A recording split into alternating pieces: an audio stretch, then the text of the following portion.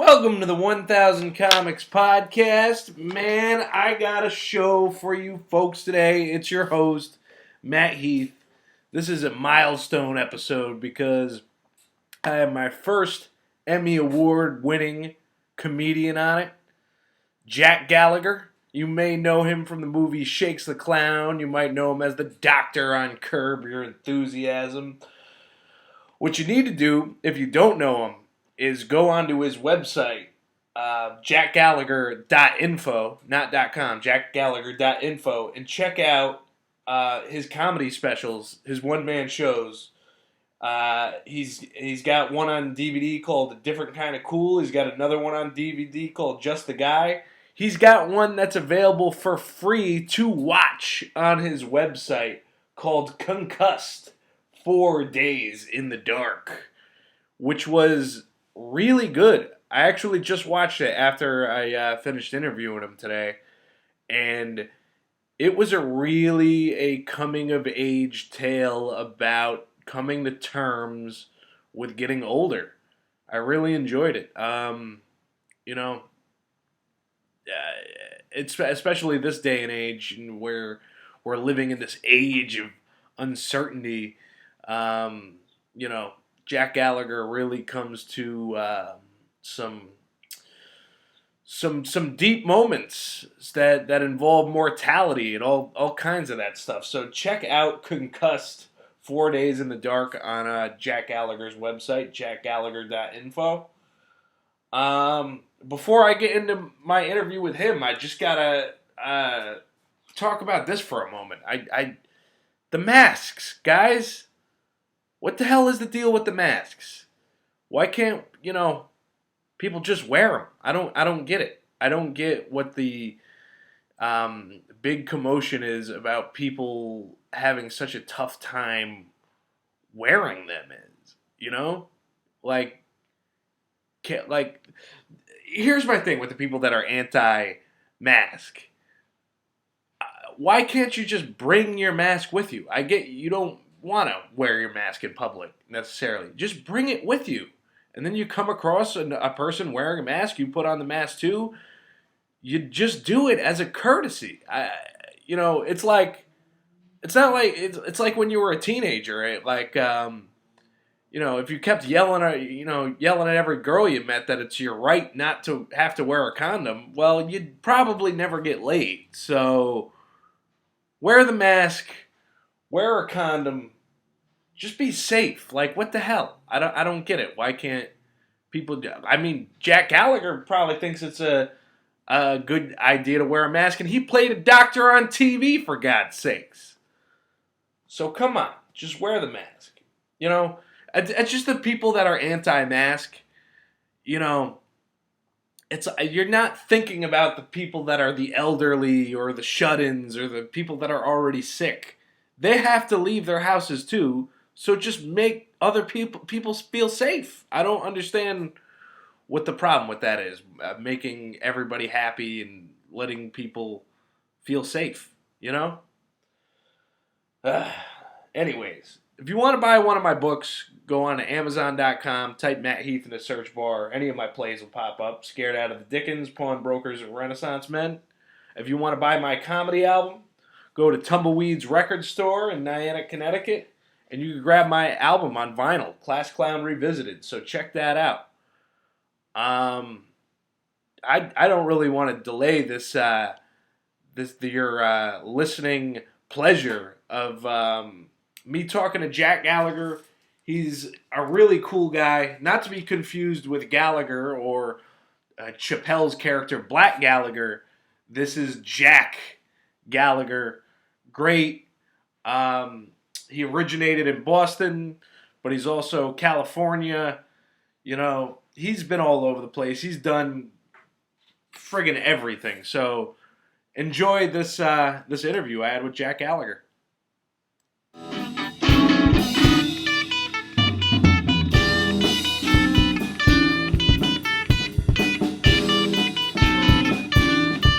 All right. Welcome to the 1000 Comics Podcast. I'm sitting here with my guest today, Jack Gallagher. Hello, Matt. How you doing, Jack? Very well, thank you. Yeah, doing all right. How you holding up during this whole pandemic situation? Uh, Not bad. I live in uh, California, um, but have a home on Cape Cod. Right. So about a little over 3 weeks ago, my wife and my youngest son and I drove out from California, which we were a little hesitant to do because of all this crap that's going on, but it actually worked out quite well. We left California just in time, apparently, because they started to see another surge. And we got here in Massachusetts where things just seem to be more under control. So, yeah, it's weird. It's like everybody else. It's what's happening. Cape Cod's a good area to be in, man. I mean, I live right over here in Connecticut, so What part of Connecticut, Ian? Say it again. What part of Connecticut? I'm from the New London area originally. Now I live in Manchester. Okay. Yeah. Yeah, I mean, you guys, Connecticut's doing a great job, and Massachusetts isn't far behind Connecticut and Rhode Island, I guess. But it's just odd not knowing from one day to the next what's going to happen. Now let me ask you, because we're listing all the states in New England. You started doing stand-up comedy in New England, correct? Boston, if my research serves me correct, right? Well, you did research. I'm impressed. Yeah, I started, actually, the first time I did stand-up was at UMass in Amherst. And then I moved back to Boston. Long, boring story, but started working at the Ding Ho and the Comedy Connection in Boston, 79. So, Barry Crimmins was running the Ding Ho. I was working with Bobcat Goldthwait, Stephen Wright, Lenny Clark, Dennis Leary. And you did a movie with Bobcat Goldthwait, correct? I did Bob's movie Shakes the Clown. Now, I watched this movie the other night. I had never seen it. And my God, I read what Vanity Fair said about it, so true. The Citizen Kane of drunken clown movies. Yeah, the Citizen Kane of alcoholic clown movies. There's only one. Shakes the Clown. I'll tell you something. I see people all the time, or I meet people that know I did that movie. People either love it or they absolutely hate it. There's no middle ground. There was so much to love about it. How could you hate it? That scene with Robin Williams. Yeah. And he's the head of the mimes. Yeah. It might have been one of his funniest scenes I've ever seen him do. Like that was hilarious. Bob. Your line. What is a chandelle? Yeah. Right. Well, the good thing about that movie was Bobcat let us. There was a script, obviously. Right. But Bobcat let us improvise stuff. And so that scene with my friend Jeremy Kramer and I, another comedian from the Bay Area, play detectives were looking for somebody who murdered this guy. Right. And he keeps saying to me, I know everything. And so my question to him is, what's a chandelle? And he's, what? Tommy James and the Shondells. What's a chandelle? So, yeah, it was fun. I had to look it up. You're too young. You're too young. Well, I knew that was the name of a band and the Shondells, but I assumed it was somebody else's last name that preceded, and I was correct, right? Shondell is the last name. Yeah. Troy Shondell, right? There you go. Yeah, you have done your research. I do have a cheat sheet here, though. The Troy Shondell I had to write down.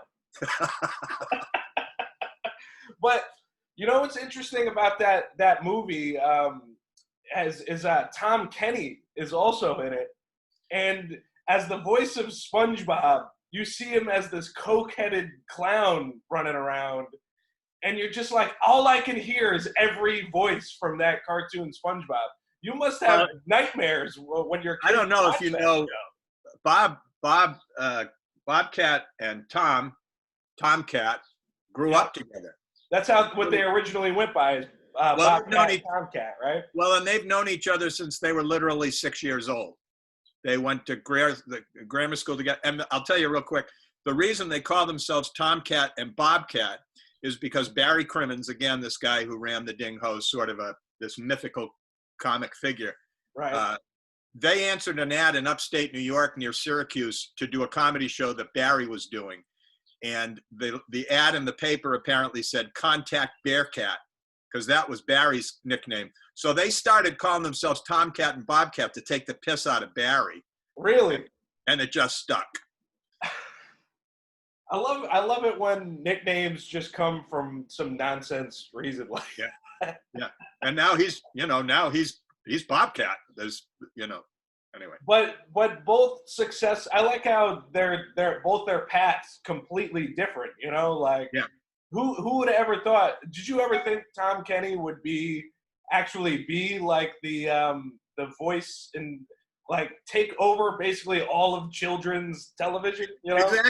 Exactly. Somebody the other day, we had this virtual reunion, 40th reunion for the Ding Ho, and somebody asked Tom what voices he did, and he listed about just boom, boom, boom, boom, like 15 voices, from Powerpuff Girls to the voices on SpongeBob, just on and on and on. So yeah, it's amazing to me that those two guys who grew up together, went to first grade together, have both become uber successful. And like you said, with completely different paths. But a lot of that stuff originated from working at that club in Boston that had this, Barry ran this club that kind of anything went. You could do anything. And it just encouraged you to get on stage there was another game in town, the Comedy Connection, really nice guys, but they wanted to run a show that was a little tighter.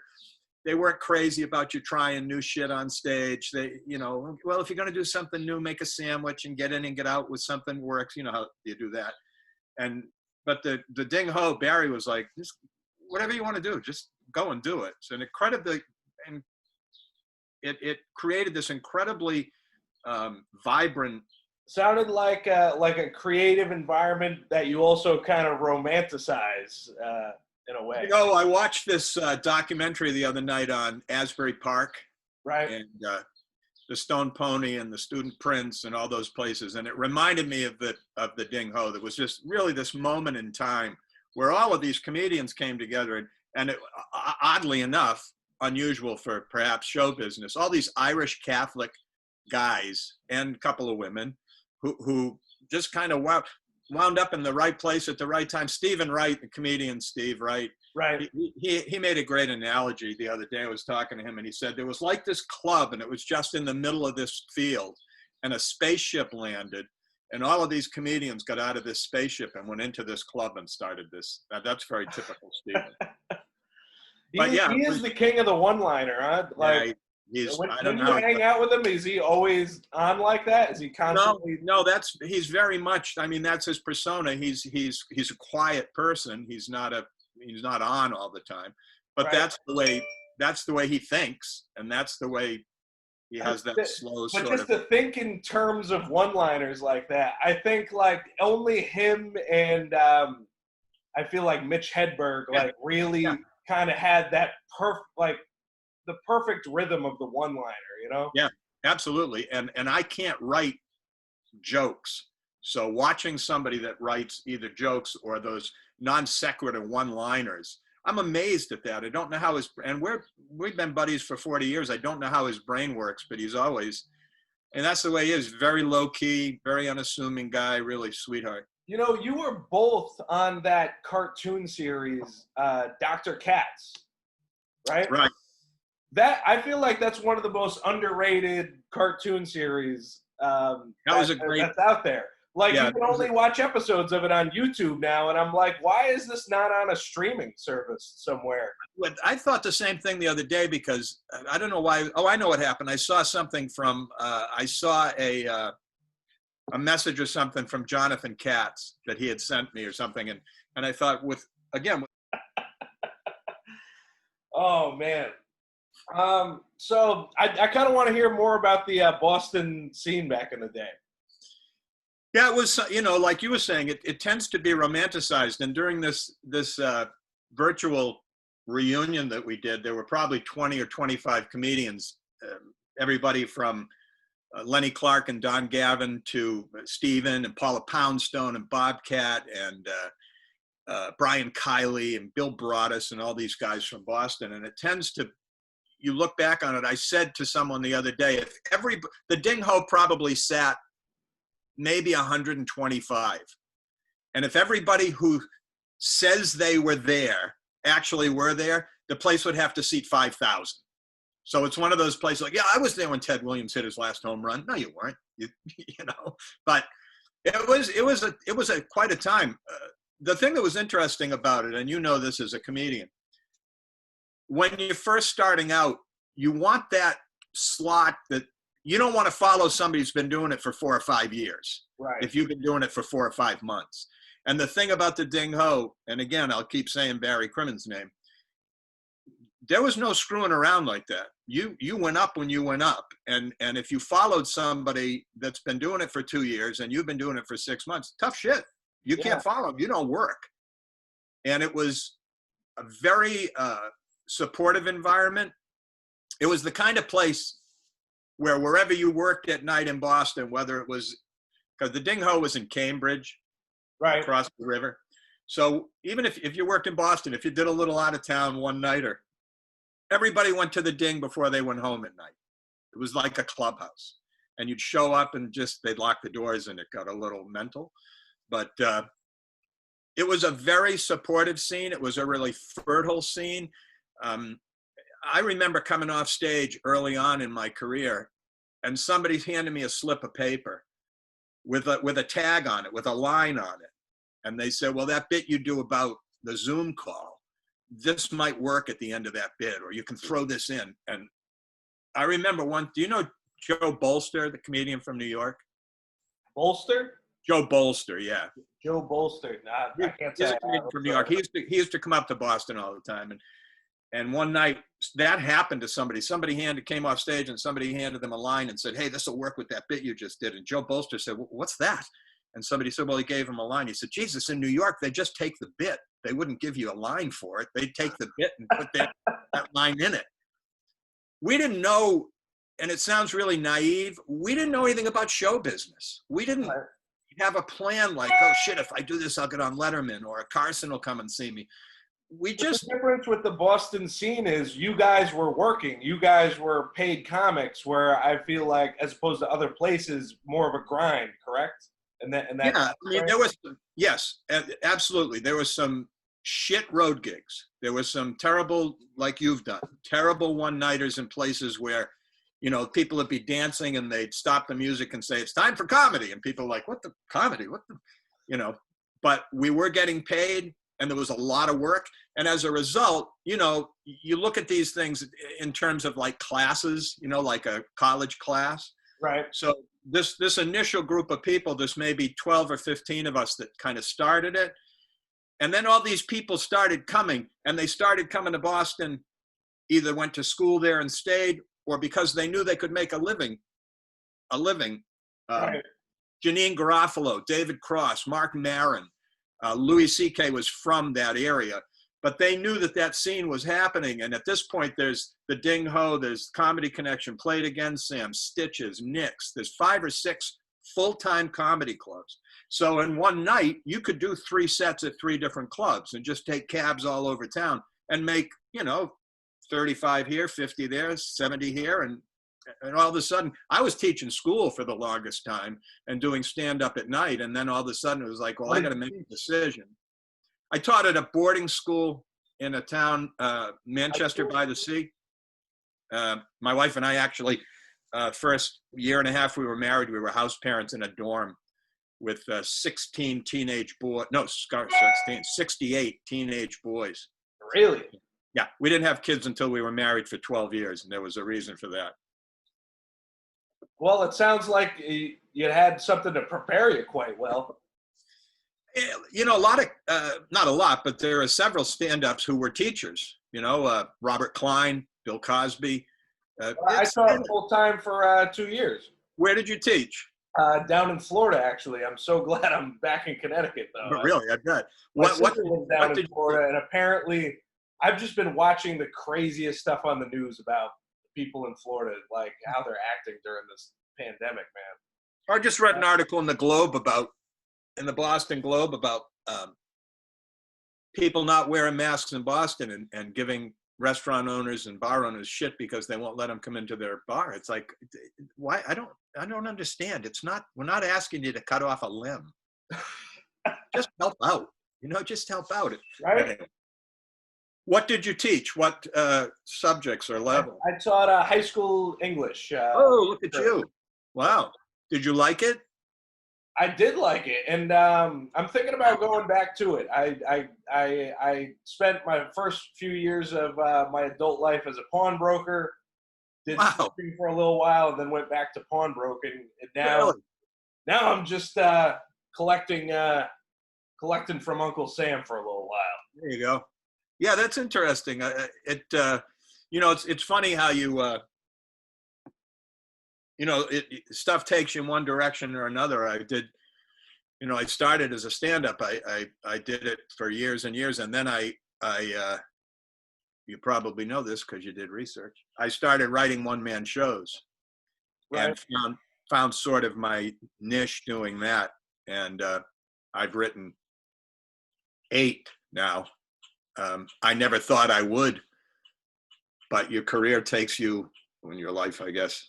Now, and I did see that you wrote one-man shows. My question for you about that and doing so many, I've been doing comedy close to 10 years now, and I can't get out of the rhythm of writing a type 5 and then moving to a new type 5, then moving to a new type 5. I can't think in terms of an hour-long show. I still can't do it. What I discovered was the first show that I wrote in 1992, it was called Letters to Declan. My oldest son's name is Declan. Right. And he had a really traumatic birth. We didn't know if he was going to make it. So I started writing, not thinking about doing a show at all, just thinking, well, I'll write him letters, because basically the thought was, I didn't think he might die. Maybe I'll die before I can tell him all these things that, a dad maybe wants to tell their kid. So I started writing him letters, and then I thought, it's a really long story, but somebody said, hey, write a one-man show and I'll let you have this club for a month to do it. That meant a month off the road. And at that point I was traveling 35 weeks a year. So I just wanted to get off the road. What happened was I started to write this show based on these letters. And it was weird because as a comedian, you want to laugh every 20 seconds, every 30 seconds. I'd go 1 or 2 minutes without people laughing. Yeah, I was talking about serious stuff, somebody in my family dying or whatever. And at first I was like, shit, they're not laughing. They're not laughing. Your head is like, oh, this is too silent.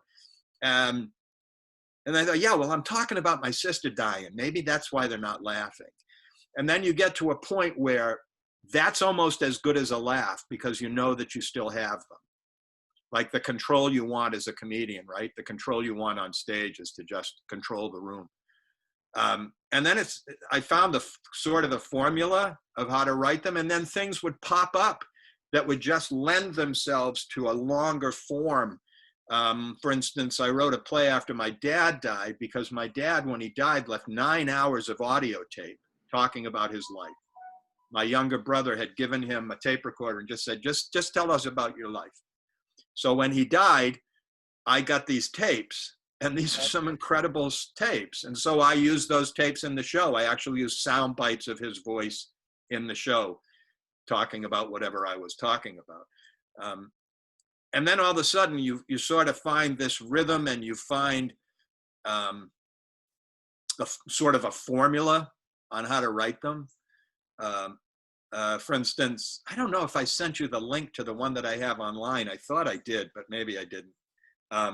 Let's see, how many years ago? Six years ago, I had a really terrible bicycle accident. I ride a road bike. Right, I read that as well. I'm sorry to hear that. Yeah, I got hit by a car, and I suffered a traumatic brain injury, had a concussion. So I had to lie in a dark room for 4 days and do nothing. They called it brain rest. So no computers, no television, no books, no lights, no music, nothing. So for 4 days, the only thing you can't stop doing is thinking. So I just would lie in bed for 4 days in a dark room, and I wrote a show about that. You must really, in a situation like that, you find the balance between meditation and self isolation. That's a really good way of putting it. You do, and it's. I'll tell you what, man. At first, you think, okay, well, I got 4 days. I don't have to do anything. I can sleep. You can't read a book. No, nothing. They don't want the lights on in the room. Oh man. So after about a day and a half of that, you're like, get me out of this room. But you think a lot about, and I was, think that's how like Edgar Allan Poe came up with the pit and the pendulum, right? yeah, yeah. Somebody bombed him over the head. No, but and at that age, I was 61 at the time. There's a lot of stuff that's gone on in your life that you kind of maybe don't want to think about, but you're forced to. The last show I wrote last fall, I wrote with my oldest son, Declan, and I started to write a show about language and how we use language because I was an English teacher too. Right. And it morphed into this other thing where I knew I had my booking calendars, my comedy calendars. Excuse me, I didn't know I had. As it turns out, I have all of my calendars from 1980 to last year. So I just did a show about my comedy career and picked out places that I'd worked and people that I'd worked with and things that had happened. And I wrote a show about that.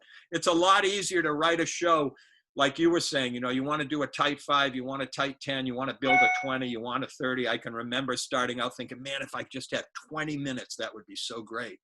If I could just have 45 minutes, I could headline if I had 45 minutes. But you find that when you write these things and there's serious aspects to it, it's a little easier because you don't have to be funny all the time. And right. You can talk about stuff that's common to people. So yeah, you know what? I think what you're teaching me here, it's like you don't always have to be looking for the laugh. You could be telling a story, right. and the laughs will, you know, find their places, you know? Yeah. Somebody the other day watched the show about the concussion. Which is online, by the way. People can watch it. How can you get it? My website is jackgallagher.info, and it's right on the front page. The first thing you see. It's called "Concussed: 4 Days in the Dark." And I was talking to somebody, and he said, "You know, it's funny because you'll be talking about something serious, then all of a sudden I'm laughing, and you're right. If you're funny, the funny kind of just finds itself." Yeah. You know what I mean? You know how you do that? And you probably have this happen where shit just comes to you and you don't know where it comes from. Right. And you go, God damn, that's funny. What? I don't know where that's from, but I'm going to use it. So in writing these things, I find sometimes that it just kind of finds itself. And being a person who's funny. Why is it that the funniest stuff you always think of isn't like, you know, it doesn't happen when you're like in front of the pad and paper. Right. It's like when you're in the shower or you're driving in your car and it's like, I got to hold on to it. I got to hold on to it. You know what I mean? Or you wake up in the middle of the night with something and go, shit, that's gold. Right. Oh, I'll remember that. And you don't write it down. That's one of my favorite Seinfelds too, where Jerry wakes up and, you know, he has this weird idea or whatever and he writes it down. And, yeah. You know, I feel like that's totally like, in a nutshell, what it means to be a comedian, you know? Or you think, you wake up and you think of something funny and you think, oh, I'll remember that. And you don't write it down. And you wake up in the morning and go, what? It had something to do with a pelican. I remember a pelican, but that drives me crazy. You know, and I think like all comedians, you got a notebook by the bed, you got one in the car, you got one in your pocket so that and then sometimes you write down, you know, the drawer was stuck. And you go, what the fuck does that mean? The drawer was stuck. That's not funny. Right? Oh, my God. You know, going through old notebooks can be, do you ever just go through your old material and try to try to rewrite it or rework it or whatever? And some jokes are like, this stuff is gold, but it wouldn't work at all. And then, you know, that drives me crazy when you think this is so good and then you do it and people look at you like you're speaking Chinese. Yeah. Like, why isn't this landing? What is wrong with this? And sometimes, like, you know, it's changing 2 words. It's juxtaposing, right? 2 words, you know, and then all of a sudden you go, oh shit, that works all of a sudden. But yeah, I've had bits that I'll dust off and bring out and go, okay, I'll try this again, and it just doesn't happen.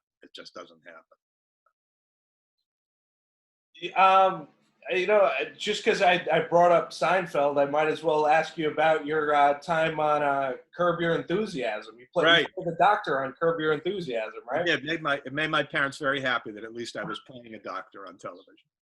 Yeah, that was fun. I just went down for well, I live in Northern California. I've lived there for a long time, and for a long time, I would just fly down to LA and do auditions. I had an apartment down there, and I just went in for an audition for Curb, and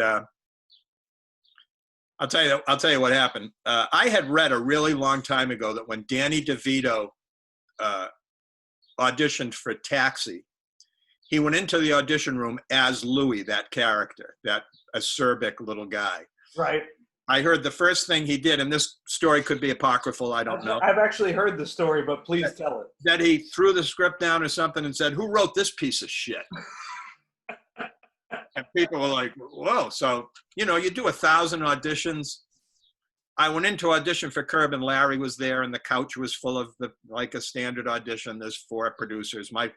I'm really close friends with Jeff Garland. Jeff was there. So Larry said, "Hey, do you mind if I go take a phone?" By the way, Jeff. Yeah. Larry said, "Do you mind if I pop out real quick and make a phone call?" And I said, "No, go ahead." So he's out of the room, and the producer says, "Here's the deal. They set up the scene for me." And so I thought, I'm going to pull a Danny DeVito. Because I figured, I don't have anything to lose. What have I got to lose? Right. So Larry comes in the room. He sticks his hand out. He says, "Hey, I'm Larry David." I said, "I know who the fuck you are, Larry. Sit down, shut up." And so we just sat down and we just did the scene. And the scene was, I'm mad at him. Right. Because my wife read his script and gave him notes, and he doesn't want to pay her. And so he's just sat down and we did the scene, and it's all improv. And then we got done and he said, "Jesus, you just jumped right on me." And I said, "Well, I figured, what the hell, Isn't that the whole idea of the show, though? Just people Yeah. treating him like shit, like you're the Seinfeld guy, like who gives a fuck? Like that's the whole, Right. Yeah. And so the kicker is, you know. I fly back to Sacramento. My agent calls me and says, "Hey, they want you. And I said, "Great." And he said, "Yeah, Thursday." And I said, "I can't do it on Thursday. I've got this gig. I can't, it's like a Monday. I can't cancel 3 days out." And it was a real good corporate gig. So I said, shit. And he said, "You're kidding me. You got to do that." I said, I can't call these people in fucking Dallas, Texas and tell them I'm not coming. So Right. say thank you. Please consider me for something else. So, okay. He calls back and says, "They want you to do it. They're going to change the day. Can you come Saturday?" I said, "Yes, absolutely." Okay. So I fly down on Saturday. They've taken over a doctor's office for the day to film this thing. And one of the rooms, like an examining room, had been turned into wardrobe, and one was hair and makeup. So I'm standing in my doctor's outfit while they're setting up lights and stuff. And I'm kind of leaning against the wall outside one of these rooms. And Larry's about 20 feet away sitting on a couch, and he's mumbling something. And he's looking at me, and he's kind of, and I thought, is he talking to me? And so I sort of walked over to the receptionist desk like I was looking for something so I could hear him better. And he's saying, "Jack Gallagher can't come on Thursday. Well, let's change everybody's schedule and make it Saturday. Maybe somebody was going to golf today, but they can't golf because Jack Gallagher can't be here on Thursday. So we have to change that." And he's just like laying it on. And I thought, shit, is he really pissed at me? Is he mad because I did this? And he just kept it up until I finally said, "Well, if you want me, you got to get me when I'm available. Otherwise, I'm a very busy person," or whatever I said. And he started to laugh, and we were fine. So I wound up doing 4. That's amazing, though. That's how he is in real life. He's just the architect of his own embarrassment all the time. He probably does that all the time. Talk shit about people. I think That's that why whole they thing, feel the way they do about him, and why it shows a complete mirror of that. Yeah. And I think that whole thing with him, that's who he is. And you know what? He's a very sweet guy. He's really nice. He was very generous to me. They brought me back 4 or 5 times to do it. And, but yeah, he doesn't, it's improv.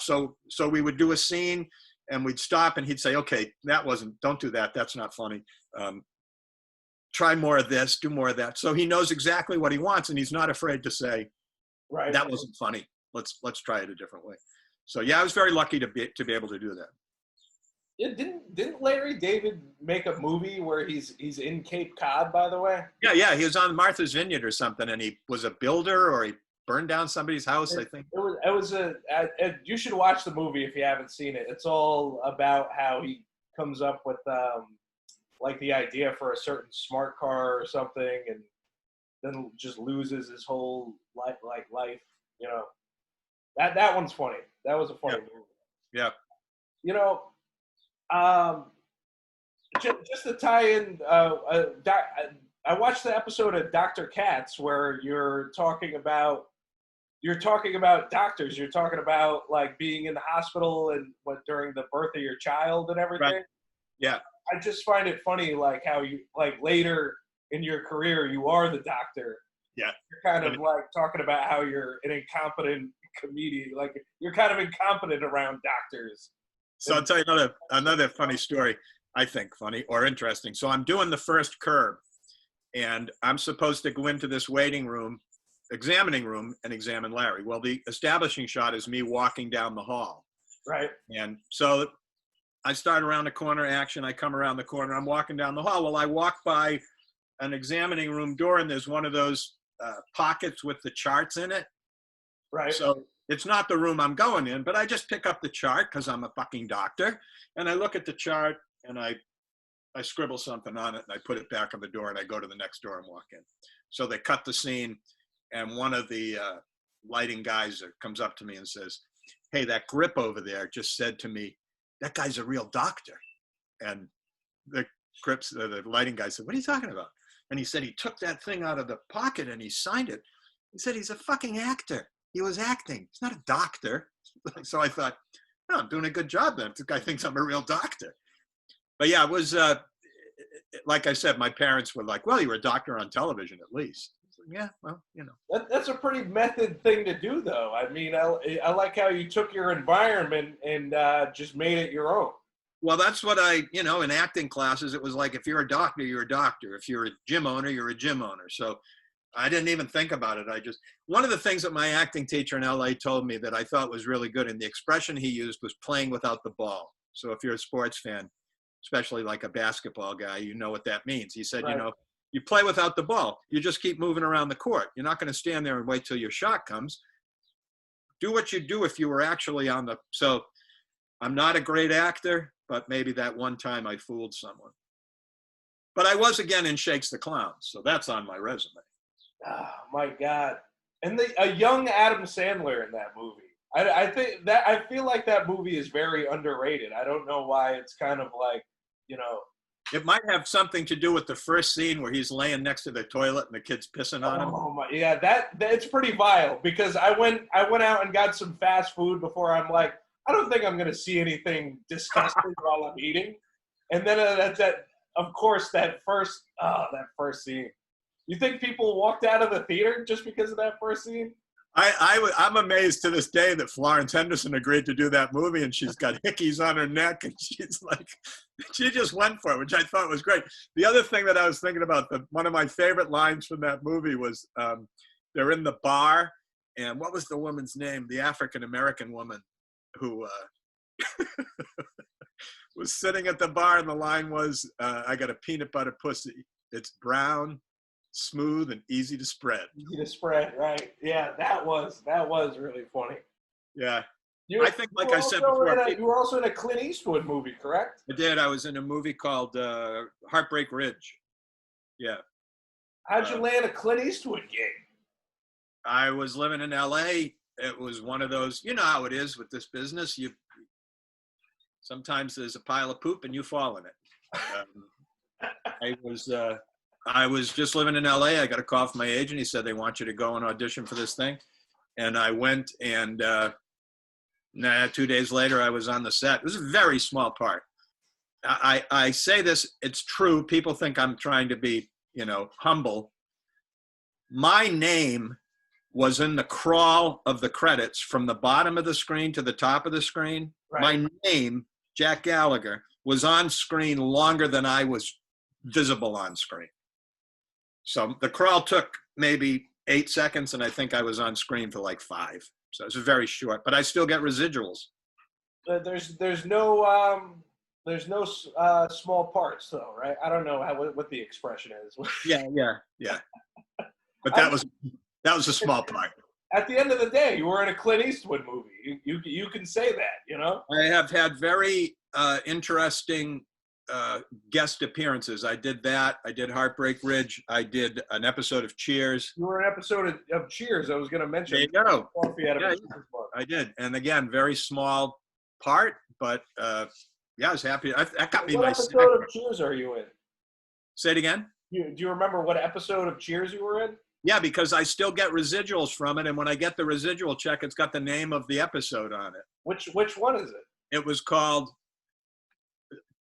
the number Too Good to Be For Real. And the plot was Carla was complaining that she didn't have a boyfriend. Right. And so the guys at the bar took out an ad in the personal section of the newspaper, or they put an ad for her in the personal section of like the Boston Phoenix or some paper. And nobody was answering it, so they made up a guy and they answered the ad saying, right, okay. And they put a picture of somebody that came in like Norm's wallet, and as this is the guy. And she's, oh my God, he's so handsome. And then she shows it to me, and the letter says, oh, I would love to meet you, but I'm an international pilot and I don't have time, but you sound wonderful, and blah, blah, blah. And she shows it to me, and I say, oh, this looks like a picture of that I got in a frame from Woolworths. And her line is, oh my God, he's a pilot and he's a model. So right. He's a pilot, and you know what? I remember that line too. You know, yeah. as a boss, as one of the original like Boston guys, it must feel pretty good that you were at least hanging out at the bar on Cheers, you know? Well, both of those experiences with Clint Eastwood and Jim Burrows directed that Cheers episode. I thought, I'm going to be directed by Clint Eastwood. Right. I'd be directed by, but both of their directions were had nothing to do with acting. Right. Clint Eastwood said, I played an MC in a nightclub, and I just am the MC and I bring up an act. That's all I do. I'm literally on camera for less than 10 seconds. And Clint Eastwood comes over and says, that's good. It's good. Yeah. Go a little slower. I go, okay, great. Go a little slower. Then he says to the crowd, and it's in the middle of the day in a nightclub, and I think we're in San Clemente. So it's just all these extras are the audience members. And he says, everybody got a beer? Yeah. All right, I want you to soak your napkins in beer, and when this guy comes on stage, just start throwing spitballs at him. So that was his direction to the crowd from me. Really? Yeah. And then Jim Burrows' direction was he came over and after the first take or whatever and said, that was really good. Can you think of any other words from Boston that you can use the accent with? I guess.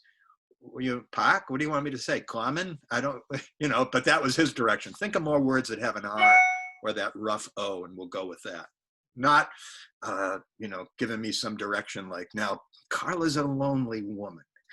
Nothing. It was just like the words that end in R.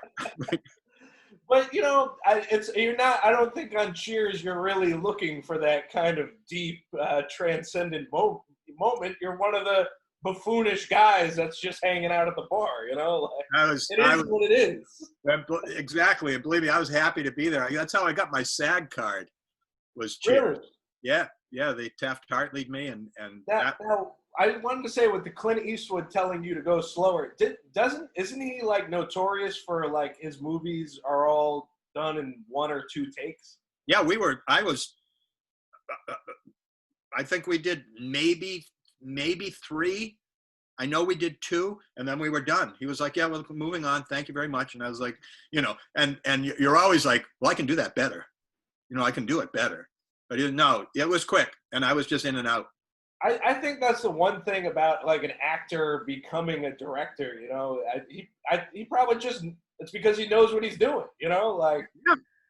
Well, it takes 1 or 2 takes. That's all it takes. I mean, his movies are always good, so like he must be doing something right. If he wasn't doing something right, they wouldn't let him keep making movies.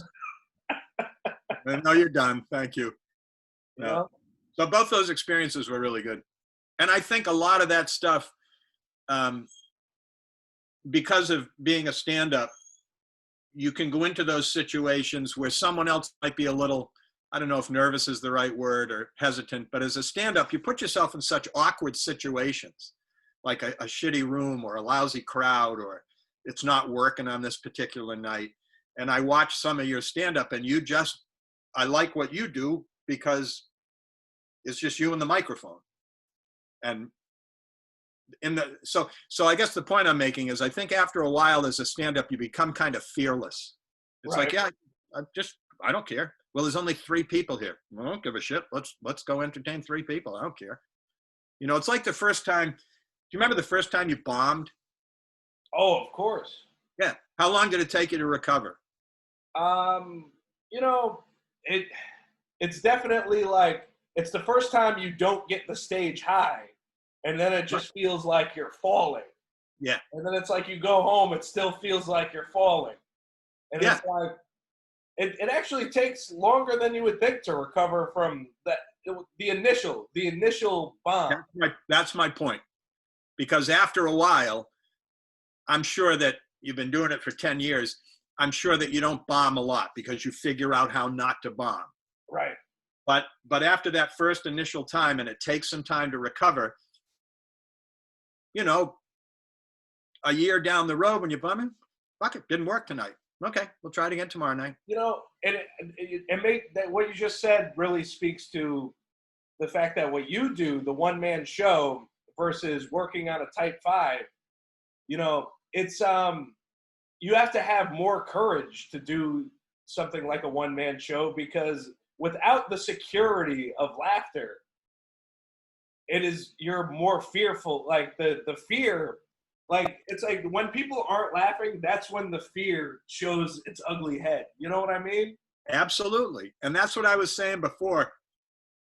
Once you get to the point with those shows where you're doing the serious stuff and it's getting a reaction, the reaction is not laughs, the reaction is not giggles, the reaction is just people paying attention, like, well, what happened? Where's he going with this? And that can be just as good as getting laughs.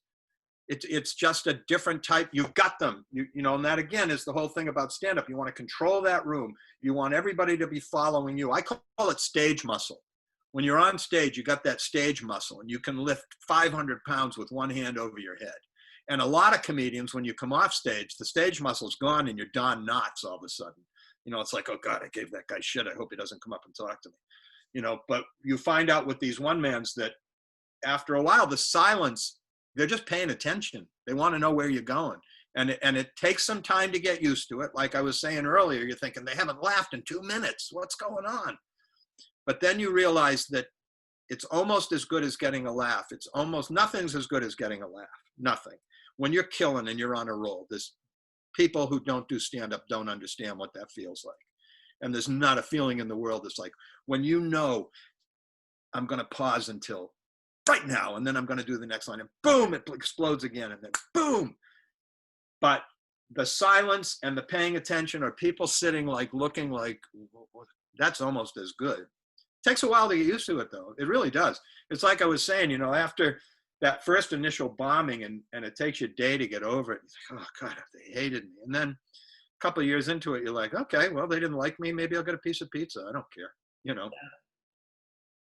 The only issue is you can't drink it away. You can't drink away the. No, it makes it worse. Yeah.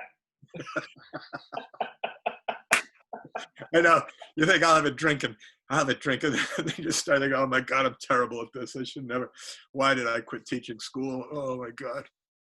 Were you in an episode of the Twilight Zone in like the 80s? The one that was the one with like the Grateful Dead did the theme music for it, right? Yeah, I think you're right. Yeah, that's another one where Jesus, I'd forgotten about that show. Yeah, that was another one that they wanted to. I played a stand-up comedian in a nightclub. Right. They wanted a stand-up comedian that could do material. That was clean and that they could air, that was original and they could air it. And that's one of the things that I think people who know my act knew me for, is I'm pretty clean. I can work really squeaky clean. You know Bobby Slayton, comedian? Right? Bobby, No, I don't. But go you on. know who he is. He's the pit bull of comedy. He said to me one time, you're like the the Milton Bradley of comedy. Everybody from 8 to 80 loves you.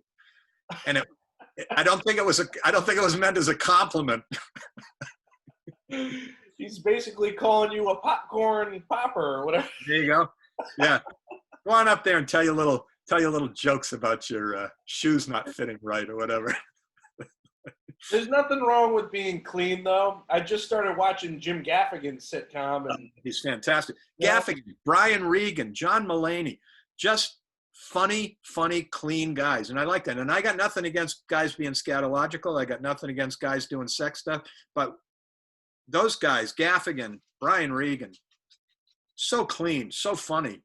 you know what you were saying with how your process of the one-man show. It kind of reminds me a lot of Mike Birbiglia. You like Uh-huh. Yeah. He's found what he's supposed to be doing. it's like I do love like guys like you that can just like present your pain on stage and kind of like work through the problems in your life through a show. It's I feel like it's very healing for someone in the audience. When I first started doing the shows, my agent at the time watched the show, and he said, "You're not making this personal. You're saying you to the audience. You don't blah, blah, blah. It sounds like you're blaming someone. You need to start talking about it in the first person." And he gave me a great analogy. He said, when you call somebody an asshole, the first thing they say is, "Fuck you, I'm not an asshole." But if you say, "You know what? I can be an asshole," people will generally go, "Yeah, me too. I can be an asshole too." So it's the way that you present it. And then, like I said, after a while, you're telling stories. Gary Gulman wrote a great one-man called The Great Depression, and it's about his battle with depression. Right. And it's funny, and it's smart, and it's heartwarming. Everybody's got shit that they deal with in their life, and people go to comedy clubs to forget about that stuff and just laugh. But you also can hit a nerve with people where they just relate to you on a more human level. Everybody thinks, and it's not everybody, but a lot of people think, oh, comedians. People used to say to my wife and I have been married for 40 years. People used to say to Jean, "Must be so great living with a comedian." She says, yeah, he wakes up every morning, he puts on a big nose and squirts me with a seltzer bottle. No, it's not a day at the beach sometimes. It's like that song Tears of a Clown, though. It's like only like your family members and the people closest to you get to see the real you. You know what I mean? Yeah. I say to my wife all the time, we live in Sacramento, and Sacramento's it's a small city. Right. And I was like, for a long time, the only comedian there. I was actually the voice of the Sacramento International Airport. I was the voice that said, "Check your bags, don't park in the curb." And they made funny little things. But I'll meet people out and about, and, "Oh, Jesus, so nice to meet you." And my wife will kind of sometimes roll her eyes and I say to my wife all the time, I am who they think I am. I present myself in a particular way to the public. And that's the person they don't see me when I'm angry. They don't see me when I'm depressed. They don't see me when I don't want to talk to people. You have to understand when you put yourself out there in the public, the persona you put out there, that's who people think you are. And I say that to my wife all the time. That's who they think I am. And good for them. That's great. I love that. People come up to me and they probably do the same thing to you. And they say, "Geez, I hate to bother you." You're not bothering me. I'm in this business because I want people to pay attention to me. Yeah. So you coming up and telling me that you like my work, that's not bothering me. I said something in a show once about my job being great because at the end of my workday, I get applause. How many people work in banks at the end of the day get applause? How many of you in this audience? Nobody Nobody at the end of the day says, boy, Bob, that was a hell of a phone call you made today. That was, you know. So don't apologize for coming up and tell me you like what I do. But again, For some reason that just made me think of the connection of being a stand-up and being a teacher.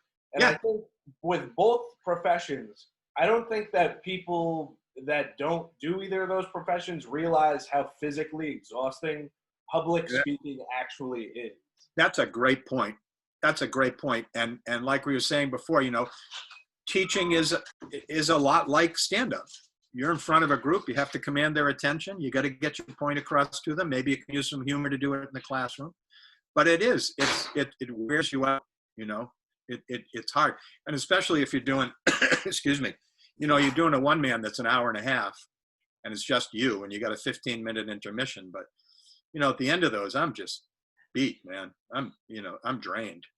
So they're very similar. It's my son. That's your son? Yeah. What's your dog's name behind you? I keep seeing your dog pop. No, that's Harry. Harry the dog. Yeah. I just wanted to talk about the Twilight Zone episode for another minute. Have you seen the new Twilight Zone? Or no. If they asked you to do the new one, would you do the new one? Of course. I'd go to the opening of a supermarket if they asked me to. I don't remember much about that show other than I was a comedian in a nightclub. Right. Yeah. I feel like the only old of the original series, the only one comparable to that is the episode with the dummy. Oh, yeah. Right? Oh, that was, yeah. Show used to scare the hell out of me. You know what I liked even more than the Twilight Zone was the show. Have you ever seen the show One Step Beyond?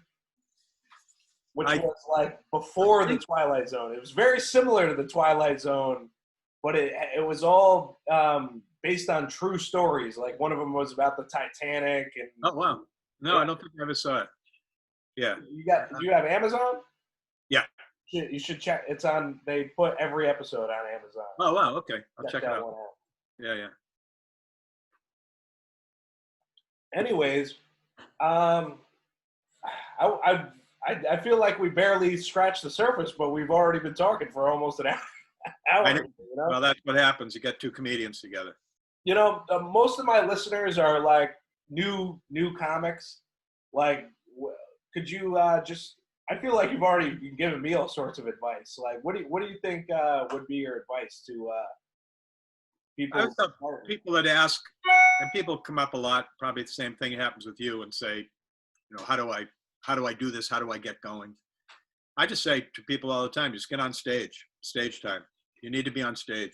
You write stuff and you think this is the funniest thing ever, like we were talking about before, and then you do it in front of a group and they look at you like they don't know what language you're speaking. So the more time you have on stage, the better you're going to be. And put yourself in uncomfortable situations if you have to. Just do whatever. Just work. Get on stage as often as you can, as much as you can. Write all the time. Try stuff. Don't be afraid to try new stuff. And that's my advice to people that ask me. I just say, you need stage time. You got to get on stage. And I don't know how easy that is now. I mean, I saw you do something at Mohegan Sun, I think. Right. But I don't know how easy it is to get on stage. When I started, one of the things it's pretty easy to get on stage at Mohegan. You just got to know the right people. Getting paid work there is the issue. Well, I was lucky because when I came up and started, there was a lot of comedy had started this sort of boom, this late 70s, early 80s. There were clubs everywhere. So they actually needed bodies to be on stage because there was a lot of stage time. So I was really lucky that I could work as much as I did right off the bat. I don't know now how easy that would be. Yeah. And I didn't start doing stand-up till I was like 26 or 27. Right. I started late. And now you're an Emmy Award winning person. I've won a few, Emmys for, worked for PBS for a number of years, hosting television shows for PBS. And just sort of fell into that too, the hosting thing. It just sort of happened. I mean, you're kind of like a jack of all trades in comedy. It's pretty cool. You kind of pop up everywhere. Well, thanks. Yeah, I mean, again, you know, you do what you have to do. Just to, Harry's excited. You do what you have to do, and I've been lucky. You know, I've had some good breaks. All right. Well, I feel like we're winding down. I guess I don't know. Is there Yeah. anything else you want to promote or plug? For people. No, not doing much now during this. But if people go to my website and they want to watch the show, the Concussed show, that's about 80 minutes. I think it's. I really like that show. I'm very, very happy with the way that one turned out. You know, you do 8 of them, and there's a couple that you're like, nah. I think the show I'm most interested that you were talking about is the show about the one about language. Is what's that one called? I never did it. I in the Still being Concussed. worked on. Well, in the Concussed show, I do a lot of stuff about language. I actually have a dictionary on stage, and I talk about definitions. And so that show was going to be. There were 2 that were going to be about language, and they started not being. They just went off in different directions. But I think the Concussed show has the most sort of language-related material in it. Yeah. You know what? I just realized there was one more thing I wanted to ask you about, and it's how I kind of like was introduced to your comedy. The episode of Evening at the Improv that you were on. What I don't remember. Don't even. I think I did 2 or 3 of those, and it was a period where there was Evening at the Improv, there was Sunday Comics, there was Comic Strip Live. Rosie had a show called Stand Up Spotlight. There was the A-List. There were a bunch of, so I did all of those shows, and I don't remember what I did on basically any of them. So I feel like it's funny that you don't remember specifically. I feel like if DVD stores still existed, there'd be any random stand-up special, you might just pop up on it, Yeah. This thing that we did for the Ding Ho, they showed footage. This was the 40th reunion of that club. We did a 20th reunion at a theater in Somerville. And during this 40th, they showed clips of each comedian from that. And they showed a clip of me from 20 years ago. And I didn't remember the material. I thought, wow, I forgot I did. That's kind of funny. I should keep doing that. So sometimes, like you were saying earlier, you'll do stuff and think, oh, geez, I forgot about that bit. I wrote that. Well, now I've been doing this for 40 years. So, I wrote that 35 years ago. And there's some stuff that I still do that I've been doing for 20 years that's evergreen, that'll work every night. So I hear you. Oh, man. You know what? I'm really impressed with the longevity of it. Like, I hope when I'm your age that I still have the same passion for it as you do, Yes, I think, again, like I said before, I think I was really lucky that I fell into the one-man joke kind of thing. It's what I'm good at. I know how to do it. So I've been lucky. And again, it's just one of those, this business, you got to do whatever comes along. You got to just be versatile and be flexible and say, that's the other thing I think of comedians. Can you ride a horse? Yeah, sure. Yeah. Just give me the horse. I'll figure it out, And that's, again, goes back to that being fearless. It's like, you can put me in any situation you want. I'll be fine. I did a gig one time, before we close. I did a gig one time up in Napa, and it was for a shipping container company, those, from the truck to the boat to wherever. Right. And it was in a winery in Napa, and we're down in the caves, and they had nice tables set up, and it's a good corporate gig. And I get there, and there's all this chattering, and I said to the dude that hired me, who we got here? And he said, well, there were maybe only 30 people, 50 max. He said, these are all my clients. They're international. We're an international company. We got people from Germany, Japan, China. We've got people from Mexico. I said, I don't speak any of those languages, and they don't speak English. He said, you'll be fine. So I just did my set, made a lot of faces. I would do a line, I would get to the punch, and there'd be a pause while somebody at the different tables translated it to people at the tables. And then they'd maybe laugh. So, but it's like, if I had done that my first year as a stand-up, I probably would have said, I can't do this. But after having done it at that point for 20 years, it was like, okay, shit, I don't care. Just, I'll do it. You want me to do 30 minutes? I could do 30 minutes. I like how that last story was kind of the opposite of it all being about language. Like, as long as you get up there and you're animated, just do it. Sell it. Have a good show. The hardest part was, how important timing is, and not just the timing of a joke, but the timing of a set, how everything has to sort of line up. And the hardest part about that night was doing the punch and then waiting for the translator to translate. Right. So you go, and but again, that point being, you're fearless after a certain point. It's like, yeah, I don't care. I'll just do it. It doesn't matter. I guess just one more thing before we get off.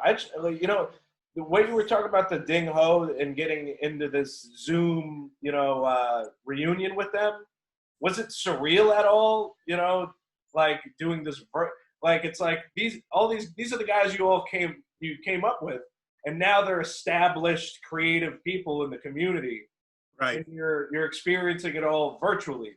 It must all feel kind of surreal, It was really weird being in the room with everybody describes it as the Hollywood Squares, with 20 different people and comedians. So everybody wants to talk at the same time. It was really great to see everybody together like that. I've seen, Bobcat and different people over the course of time, Kenny Rogers and Steve and whomever. It was interesting. It was odd. I didn't know how it would go at first. Jimmy Tingle hosted it, and I think there were 20 of us, and he did it in alphabetical order. So I was up really early in the run, which I was very thankful for. I didn't want to be Stephen Wright or Tony V or Joe Yannetti, who were like 3.5 hours into this thing. They hadn't gotten their slot yet. Really? Yeah. I mean, it went on forever. We started at 7:30 East Coast, and at 2:00, I got out. I said, okay, guys, I got to go. So. I think it's amazing that you guys are willing to even do stuff like that, though. I'm really thankful that you even came on my little show. I'm happy to do it. This was a benefit too. Barry Crimmins passed away over a year ago, 2 years ago maybe now. Jesus. And his wife has cancer, so this was a fundraiser for her. And they just renamed the week of that show. They just renamed the area where the Ding Ho in Cambridge after Barry. It's called Barry Crimmins Square now. And so it was a fundraiser for Helen. But it's what it's like. You get together with a bunch of comedians. It's always funny. I've only ever done one show in Cambridge, and I think it was at a place called the Middle East. Oh, I know that. It's a restaurant, right? Yeah. Yeah, I know the restaurant, but I never worked there. I felt at the time, this was a couple years ago, I feel like all the Boston comics look the same now. They all wear flannel and all have beards. I don't know any of them. I feel like it's that my generation of Boston comics, they across the board look like lumberjacks, but probably don't cut wood. Yeah. I'll see names in the paper. So and so's appearing this week, and then I go, I don't know who that is. I have no idea. Yeah. Oh man, Jack, thank you so much for being on the show, man. I really appreciate it. Happy to do it. Thanks I want everyone who's a listener of this show to check out Jack Gallagher, man. You've done some great stuff, and check out those one-man shows. Appreciate it, Matt. Thanks a lot. Thanks for being on the show. Good talking with you. See you again.